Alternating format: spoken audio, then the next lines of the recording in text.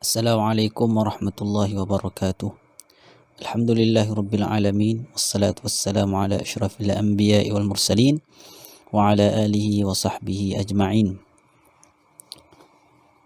Pertama sekali kami pelajar-pelajar daripada kumpulan 3 mengucapkan ribuan terima kasih dan juga penghargaan kepada pensyarah subjek falsafah dan perkembangan pendidikan di Malaysia, iaitu Dr. Azizi bin Jaafar, atas segala tunjuk ajar kepada kami sepanjang pelajaran subjek ini. Kumpulan kami iaitu kumpulan 3 terdiri daripada 2 orang pelajar, saya Abdul Rahman bin Makhtar dan juga rakan saya Ustazah Azilatul Hana binti Ahmad Ash'ari. Kami akan membentangkan atau berkongsi satu tajuk, iaitu perkembangan sistem pendidikan di Malaysia sebelum merdeka. Sejarah sistem pendidikan di Malaysia bermula sebelum kedatangan British lagi, dan ia berterusan hinggalah pada saat ini. Dan pada kali ini kami akan membincangkan dua tajuk, iaitu perkembangan sistem pendidikan sebelum kedatangan British dan juga semasa penjajahan British. Peringkat permulaan pendidikan agama adalah bermula di rumah-rumah guru. Pendidikan di sini adalah berlaku secara tidak formal, manakala pembelajaran di rumah guru adalah kebiasaannya adalah secara sahala.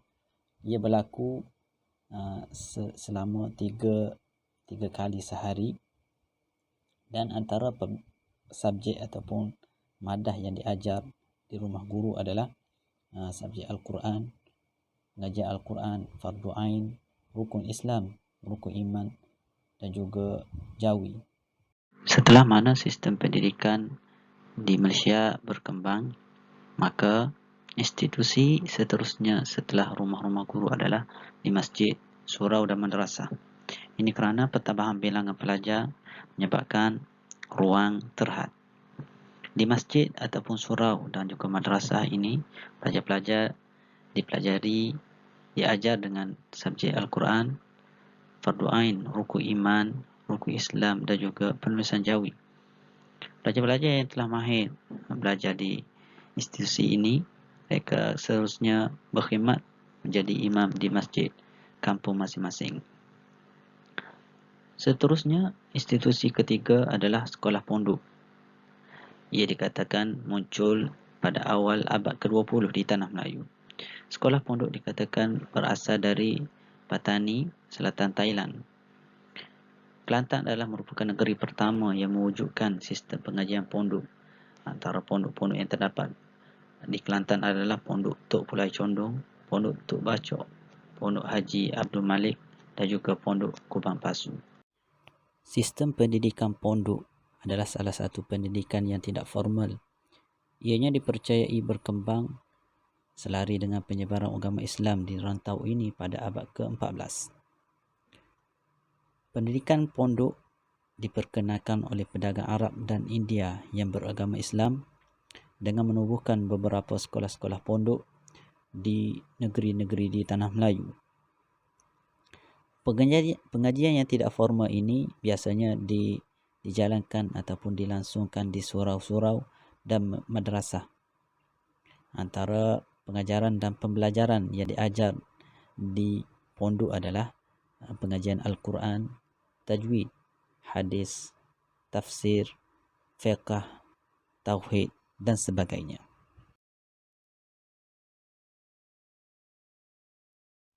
Mari kita lihat pula kepada perkembangan sistem pendidikan di Malaysia semasa penjajahan British. Ia terbagi kepada 2 fasa, iaitu fasa pertama sebelum Perang Dunia Kedua dan juga fasa kedua adalah selepas Perang Dunia Kedua. Pada fasa yang pertama, ditubuhkan beberapa sekolah Melayu, antaranya Sekolah Melayu Gelugur, antara sekolah Melayu pertama yang ditubuhkan iaitu pada tahun ke 1816. Di sana diajar pelajaran asas 3M, iaitu membaca, menulis dan mengira. Dan sebelum diwujudkan sekolah Melayu, pengajaran dan pembelajaran bahasa Arab sangat diutamakan. Antara ciri-ciri sekolah Melayu adalah kemudahan sekolah yang tidak memuaskan dan ia dibina di kawasan luar bandar. Pendidikan di sekolah Melayu pula adalah setakat darjah 6 sahaja. Manakala penubuhannya adalah bertujuan untuk mengekalkan cara hidup tradisional orang Melayu. Dan bagi pelajar-pelajar yang lepasan sekolah Melayu, mereka ini tidak berpeluang untuk memegang jawatan tinggi. Sekolah Vernakular Cina pula, ia dikelolakan oleh masyarakat Cina tempatan. Sistem pendidikan di sekolah Vernakular Cina ini pada awal penubuhannya adalah tidak teratur. Ia ditubuhkan untuk bertujuan untuk memupuk semangat kesetiaan kepada negara Cina. Antara ciri-ciri sekolah Vernakular Cina adalah ia menggunakan bahasa Cina sebagai bahasa pengantar di sekolah. Manakala sukatan pelajaran, guru dan juga buku teks digunakan ataupun diimport dari negara Cina. Sekolah Vernakular Cina ini terbagi kepada peringkat rendah, menengah dan menengah atas.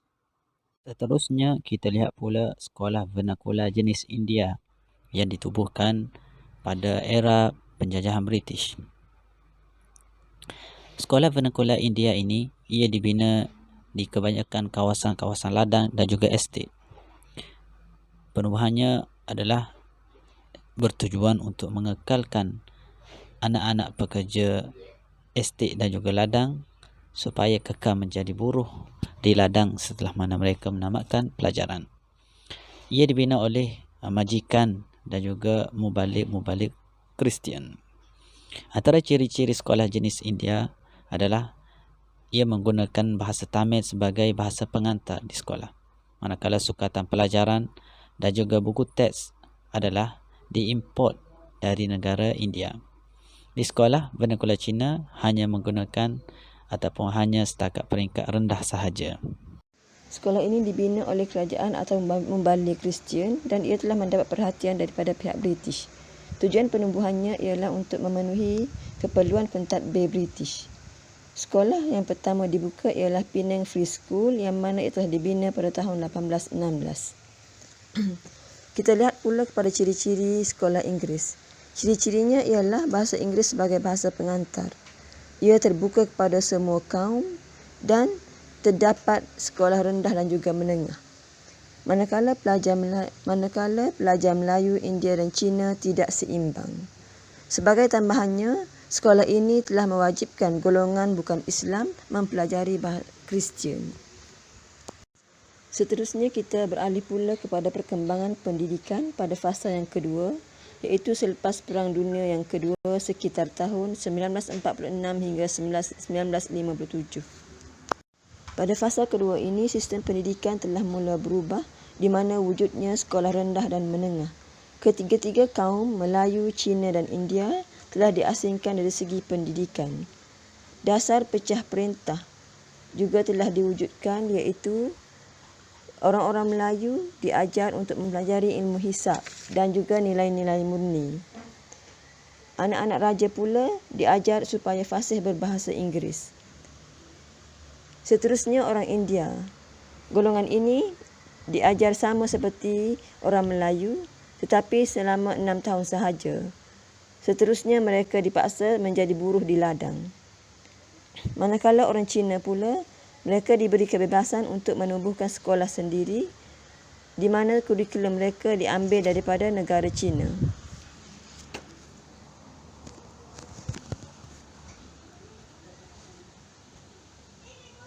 Seterusnya kita lihat pula kepada pendidikan di negeri Sabah dan Sarawak. Pendidikan di dua negeri ini dipelopori oleh membalik Kristian dan pertubuhan Cina dan perkembangannya tidaklah begitu maju. Di Sabah, menurut laporan Woodhead pada tahun 1955, ia telah mewujudkan satu sistem pendidikan yang bersepadu. Di Sarawak pula, menurut laporan McLellan, Sekolah Cina telah ditukar bahasa pengantar kepada bahasa Inggeris yang mana ia menggunakan kurikulum yang sama.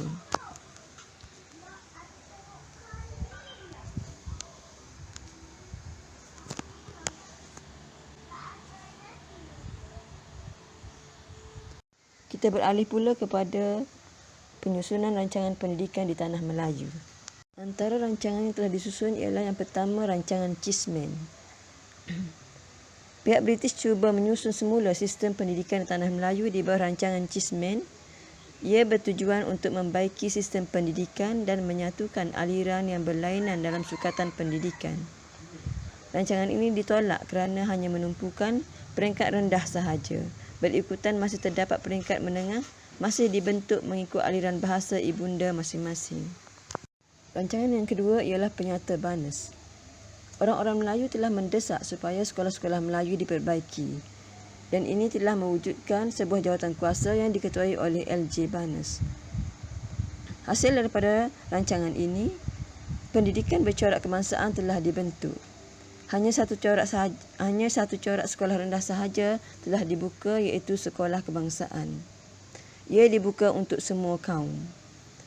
Bahasa Melayu dan bahasa Inggeris telah digunakan sebagai bahasa pengantar. Sekolah Vernacular Cina dan India di peringkat menengah telah dihapuskan. Walau bagaimanapun, penyata Barnes telah ditolak oleh semua kaum. Bagi kaum Melayu, mereka tidak berpuas hati dengan pendidikan Melayu yang tidak diberikan kedudukan yang sewajarnya. Mereka mengatakan bahawa mereka seolah-olah menumpang di sekolah Inggeris. Manakala kaum Cina dan India pula, mereka sangat menentang penghapusan pendidikan Cina dan India kerana bagi mereka pendidikan Cina dan India merupakan satu kebudayaan mereka. Rancangan yang ketiga pula ialah penyata Fern Wu. Laporan ini mencadangkan agar kerajaan British patut memberi galakan kepada orang Cina supaya memilih sistem pendidikan yang melibatkan pengajaran ketiga-tiga bahasa. Sebarang tindakan untuk memaksa rakyat berbilang kaum supaya belajar satu atau dua bahasa sahaja akan menjejaskan perpaduan sesama kaum. Laporan ini tidak dapat diterima kerana ia tidak menguntungkan orang-orang Melayu. Rancangan yang seterusnya ialah Ordinan Pelajaran 1952.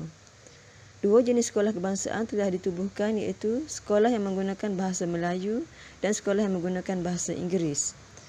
Sekolah Cina dan India tidak termasuk dalam sistem pelajaran kebangsaan, namun ia diberi kemudahan untuk dipelajari dua bahasa ini.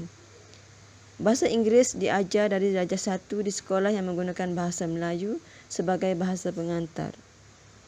Bahasa Melayu juga diajar di sekolah yang menggunakan bahasa Inggeris sebagai bahasa pengantar. Rancangan yang kelima ialah Penyata Razak 1956. Menurut rancangan ini, kanak-kanak akan terus menerima pendidikan rendah di sekolah vernakular yang berasingan. Ia juga mewajibkan pengajaran bahasa Melayu di semua jenis sekolah. Hasilnya, murid-murid Melayu akan mahir dalam menggunakan dua bahasa, manakala murid bukan Melayu pula akan mahir menggunakan tiga bahasa. Setakat ini sahaja pembentangan daripada kumpulan kami. Setinggi-tinggi penghargaan diucapkan kepada Dr. Azizi Jaafar, pensyarah falsafah pendidikan dan sahabat-sahabat sekalian. Kemaafan dipohon di atas sebarang kekurangan dan ketidaklancaran bahasa daripada kami. Sekian, Assalamualaikum.